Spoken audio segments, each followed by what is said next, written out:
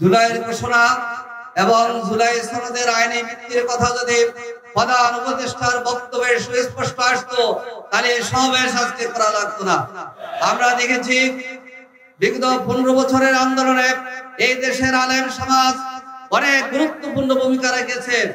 বাংলাদেশ এবং বিশ্বের শ্রেষ্ঠ আলেম মাওলানা মতিউর রহমান নিজামী, আল্লামা দেলোয়ার হোসেন সাঈদী জীবন দিয়েছিল এই স্বৈরাচারের কাছে। আমরা দেখেছি সাপ্তার কথায় শোনায় আসে নাই। তারপরে বিডিআর যেখানে 57 জন সেনা কর্মকর্তা শহীদ হয়েছে তাদের কথা জুলাইয়ের ঘোষণাতে আসে নাই। সাপ্তাহ ছত্রে আলেম ওলামাদের মান্ডারা ছাত্রদের আসে নাই। এই জন্য জুলাইয়ের ঘোষণা অপূর্ণাঙ্গ বলেছে জামাত ইসলামী।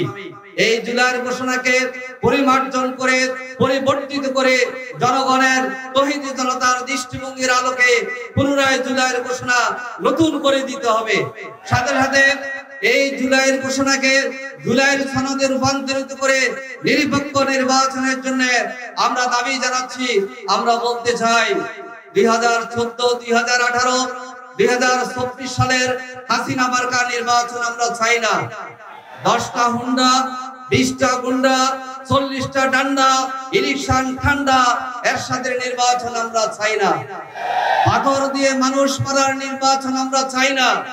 আসুন দেশের জনগণকে আমরা ঐক্যবদ্ধ করতে চাই। মনে রাখতে হবে লক্ষ লক্ষ লোক বিগত 19 জুলাই সমবেত হয়েছিল সোহরাওয়ার্দী উত্তরে।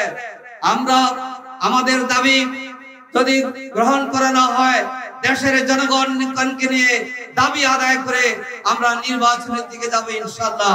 আল্লাহ হাফেজ। বাংলাদেশ জিন্দাবাদ।